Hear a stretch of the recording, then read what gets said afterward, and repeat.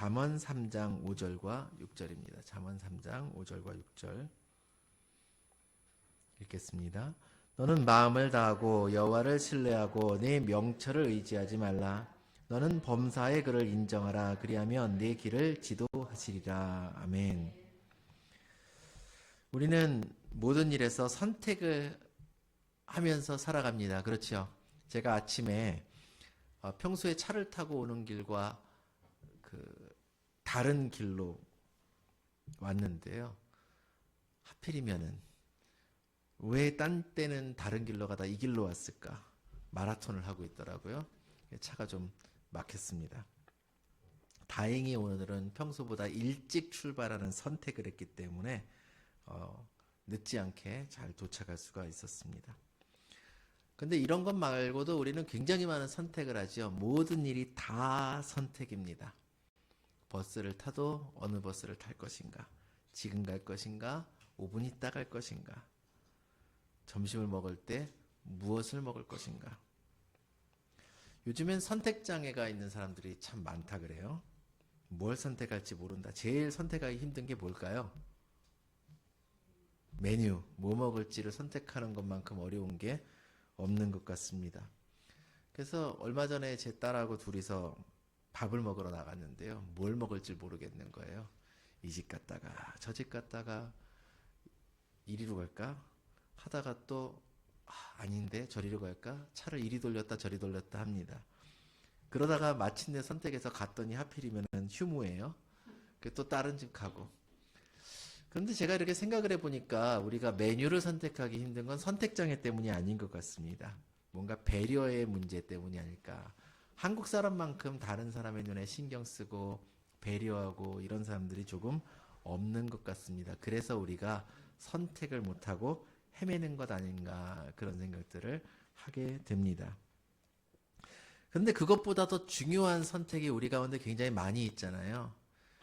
문제는 내가 왜 그랬지? 내가 왜 이 선택을 했지? 라는 것이 두고두고 우리에게 생각나고 그것 때문에 괴롭고 그런 일들이 있다라는 것이지요. 어떤 때는 나 그거를 왜 안 했지? 라는 선택이 있을 수가 있고 어떤 때는 내가 왜 그랬지? 라고 생각될 때가 있다라는 것입니다. 그런데 문제는 뭐냐면 나의 충동적인 마음이요. 그러면 안 되는 것 같은데도 그렇게 할 때가 있어요. 그렇게 하고 나면 꼭 어떻게 돼요? 후회를 하죠. 저는 살면서 제일 많이 후회한 게 왜 3번에다 표기했다가 2번으로 바꿨을까? 라는 후회를 제일 많이 했던 것 같습니다. 언젠지는 여러분들 다 아실 줄 믿습니다. 참 희한하게요. 제 대학 동기는 문제를 풀다가 아는 것만 다 푼대요. 그리고 나서 탁 덮고 나서 답안지를 보고 선생님이 다음에 몇 번을 했을까를 추측을 해갖고 그냥 막 찍는데요.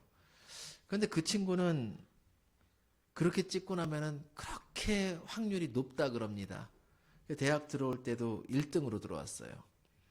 저는요, 살면서 그렇게 해서 선생님이 다음은 3번일까 2번일까 혹은 이 문제는 뭘까 추측을 해서 찍어서 맞아본 경험이 거의 없는 것 같습니다. 한 100개 찍으면 한두 개 맞는 것 같아요.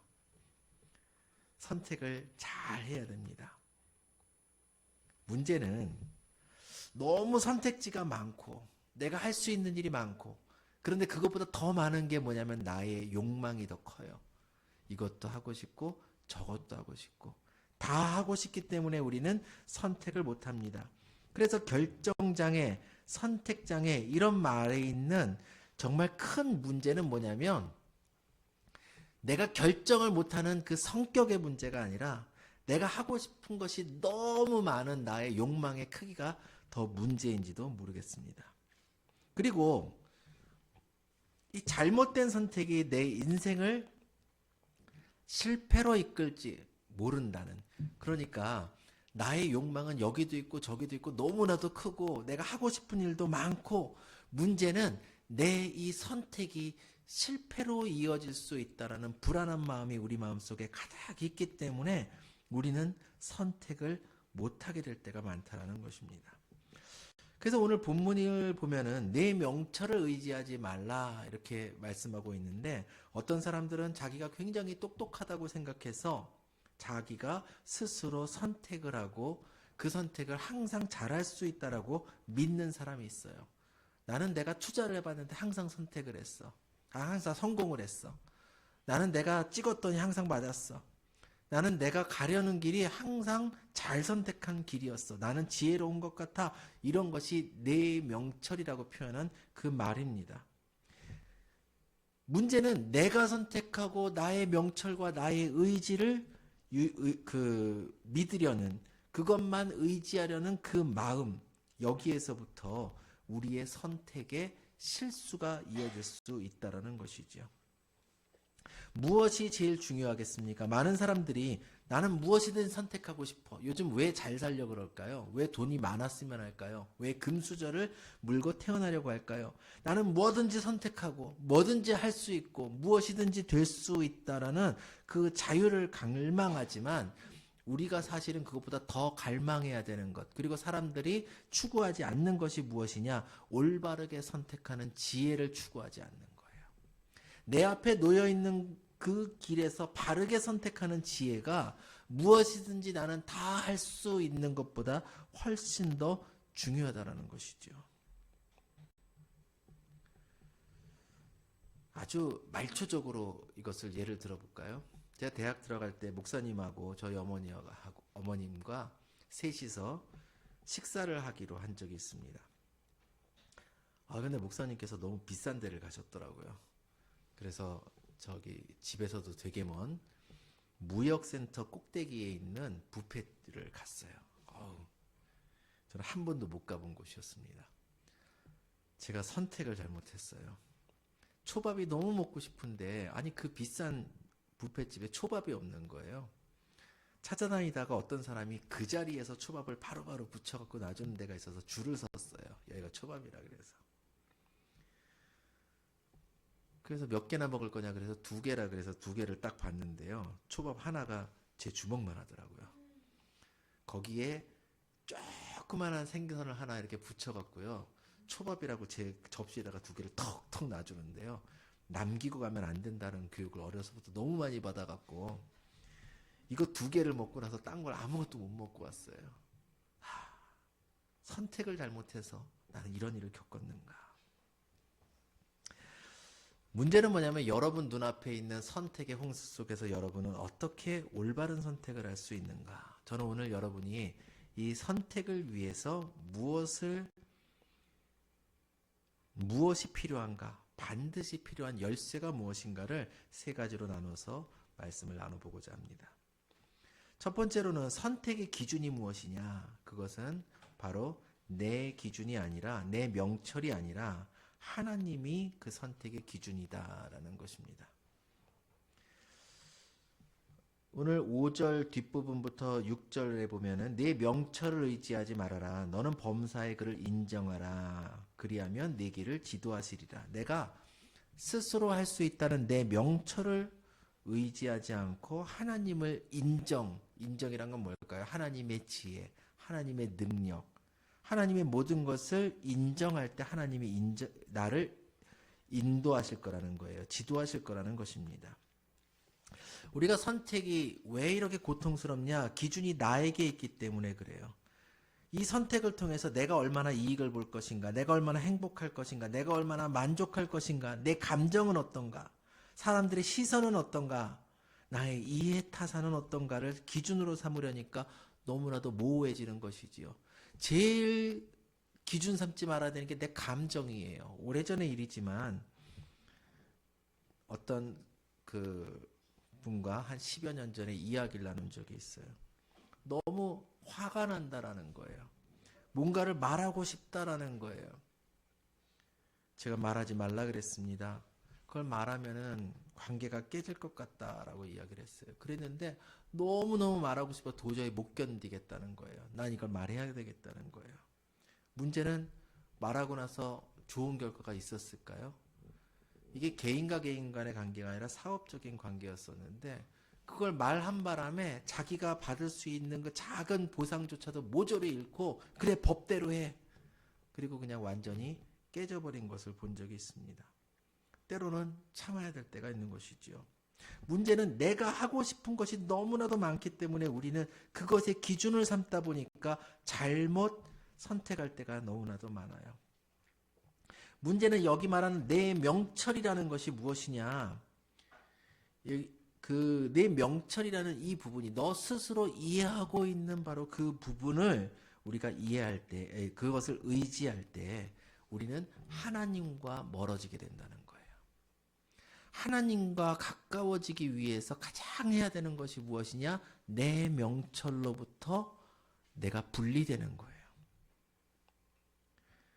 내 생각이 옳다고 믿기 때문에 하나님을 의지할 필요가 없어요. 왜요? 나는 바르게 제대로 선택할 수 있는 사람이라고 생각하거든요. 목회를 할 때도요, 사람의 뜻이 우선이 될 때가 참 많습니다. 왜요? 목사님의 눈이요, 사람들이 뭘 좋아하는지, 어떻게 해야 사람이 모이는지, 어디에 사람이 많이 다니는지, 어떻게 해야 사람들의 눈에 띄는지, 이것을 먼저 생각할 수가 있거든요. 그래서 어떤 목사님께서 저에게 선배 목사님 목회의 그 비결에 대해서 막 말씀을 하시면서 교회가 이런저런 무슨 일들을 하라고 막 말씀을 하시는데 마음이 안 열리는 거예요. 이걸 해야 사람들이 본다.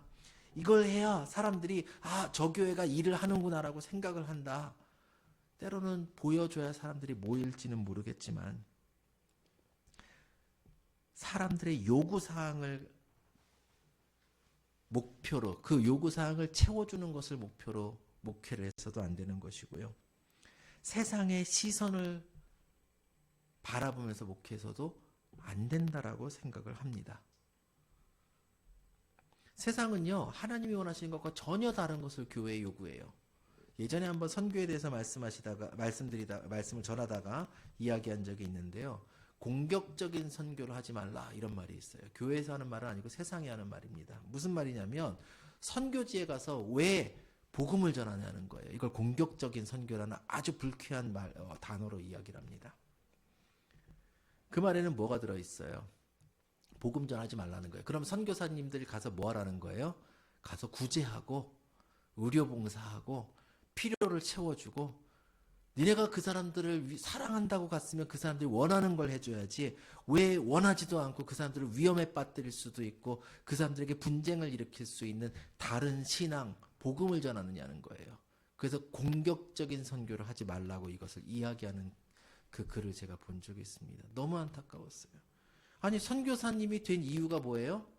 여러 가지 수단이 있지만 궁극적인 목적은 복음을 전하고 왜 복음을 전해요? 하나님께서 그들을 사랑하시고 그 영혼을 사랑하고 구원하길 원하시고 우리가 그것에 쓰임받기 위해서 하는 거잖아요.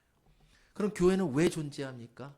우리가 함께 모여서 신앙을 나누고 서로의 믿음을 격려하고 흔들리지 않도록 하고 이 가운데 하나님의 역사가 일어남을 보고 이 우리의 아름다운 사랑의 모습을 통해서 누군가를 복음 전함으로 인해서 하나님께로 나아올 수 있도록 하기 위해서 우리가 신앙생활하는 거잖아요.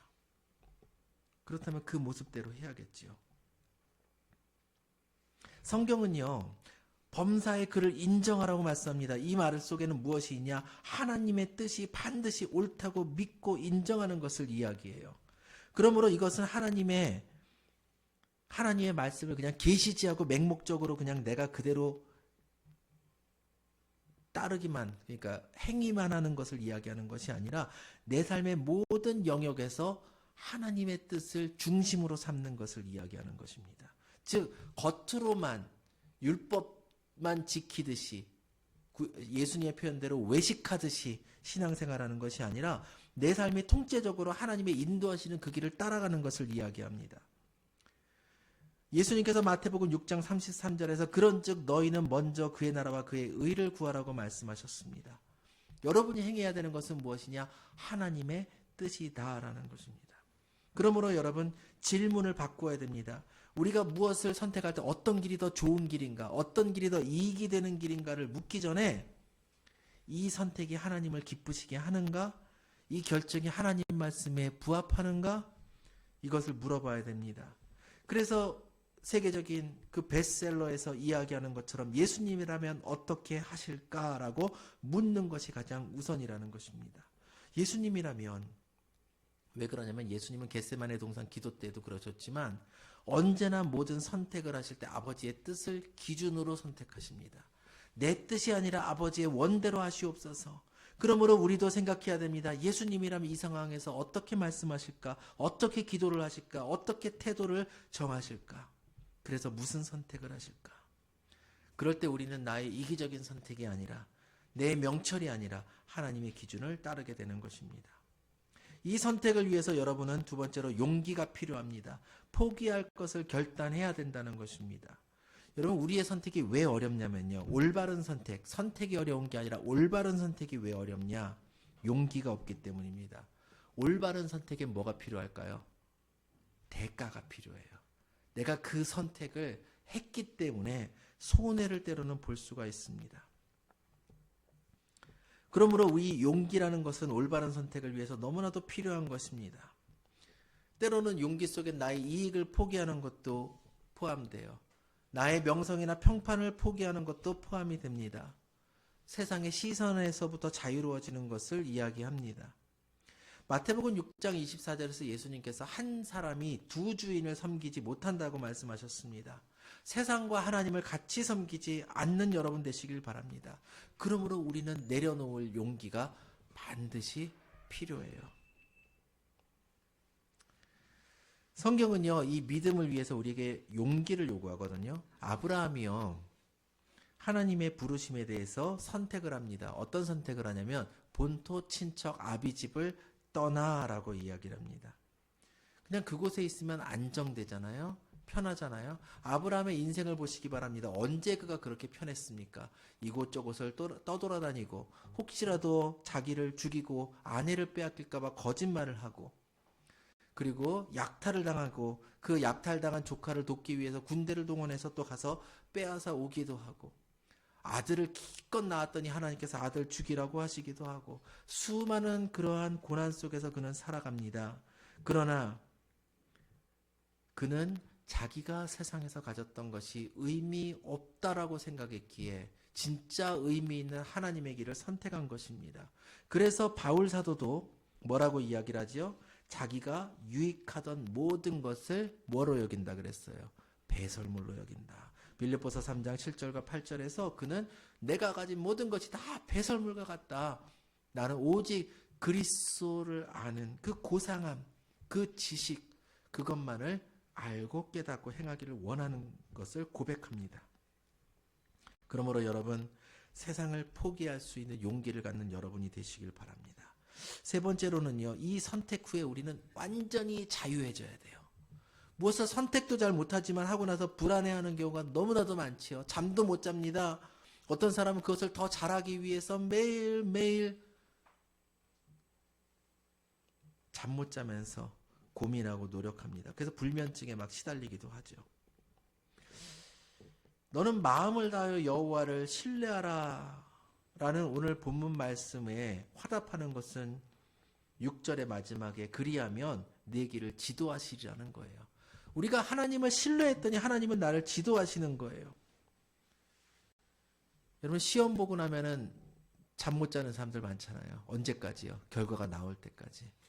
나오고 나서도 잠 못 자는 경우 많죠. 왜요? 후회돼서.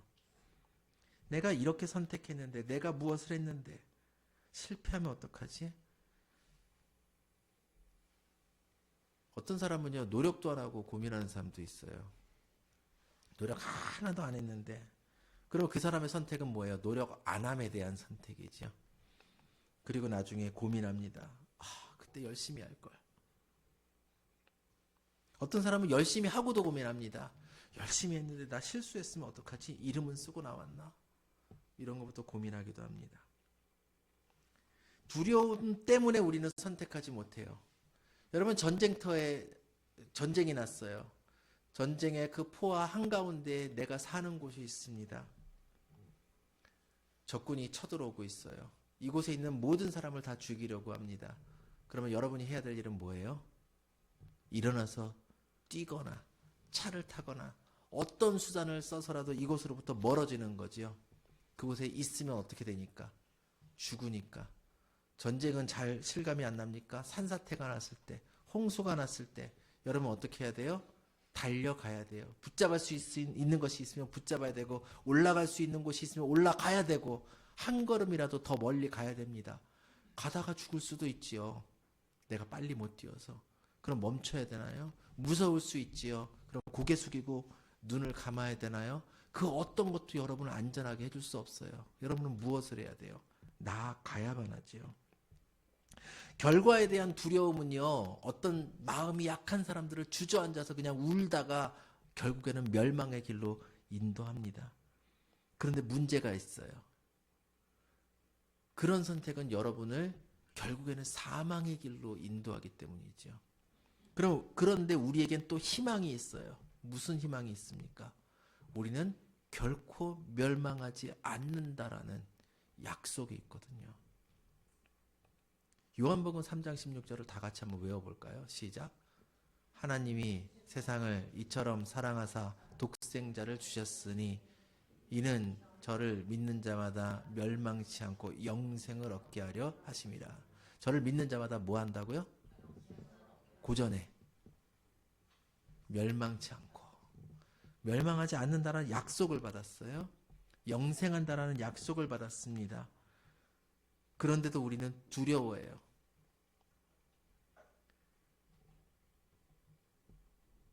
자, 내가 어떤 선발을 하는 곳에 갔는데요. 한 명을 뽑습니다. 근데 나 혼자 지원을 했어요. 그럼 불안해서 잠을 자야 돼요? 안 자야 돼요?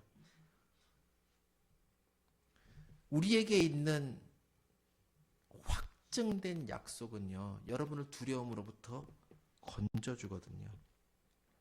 근데 두렵기 때문에 어느 길로 가야 될지 몰라요. 이리로 가도 망할 것 같고 저리로 가도 망할 것 같고. 그런데 성경은요, 결과는 누구에게 있다고 했습니까? 하나님께 있다라고 약속을 하였습니다. 우리가 해야 되는 것은요, 결과를 위해서 불안해하는 것이 아니라 그것은 내 손에 있지 않기 때문에 다만 한 가지, 마음을 다해서 신뢰하고 하나님을 인정하고 순종하는 것이 우리의 해야 되는 일입니다. 하나님께서 우리에게를 지도하신다라고 성경은 약속하셨습니다. 그러므로 그 하나님의 지도하심 속에는 무엇이 있느냐? 결과에 대해서 책임지는 하나님의 약속이 함께 포함되어 있다는 것입니다. 그러므로 여러분, 하나님께 맡기고 여러분은 다만 순종하시기를 바랍니다. 하나님의 길을 선택하시기를 바랍니다.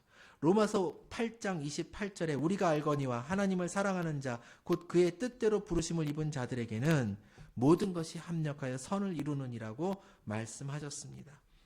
어떤 길은 사람이 보기에는 멸망하는 길처럼 보이나 그 길은 하나님 보시기에 하나님께서 약속하시는 선한 길, 성공하는 길이 됨을 우리들이 기억해야 한다는 것입니다.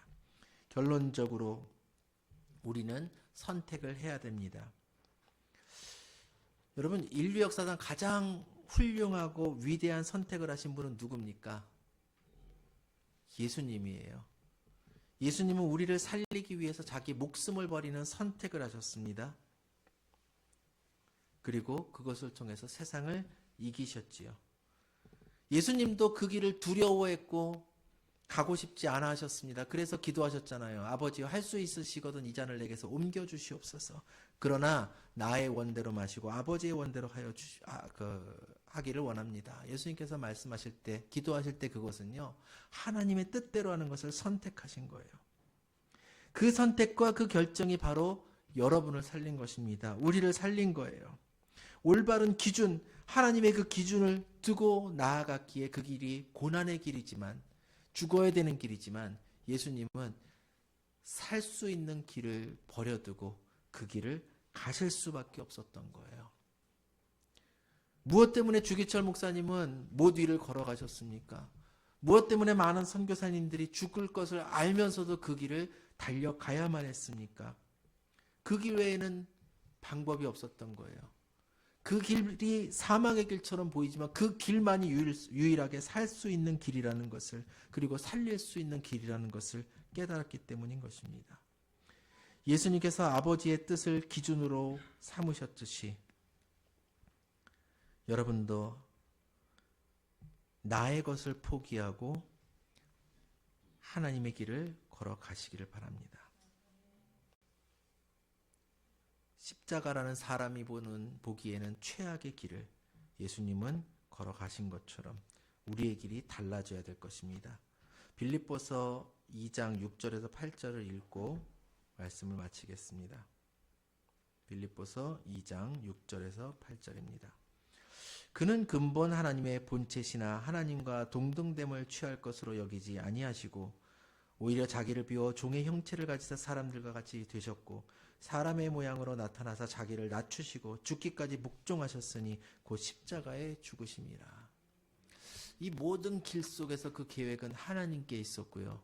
예수님은 순종하셨습니다. 하늘의 보좌를 버리고 이 땅에 오시고 이 땅에서 생활하시고 사람에게 조롱당하시고 때로는 피곤하시고 괴로워하시고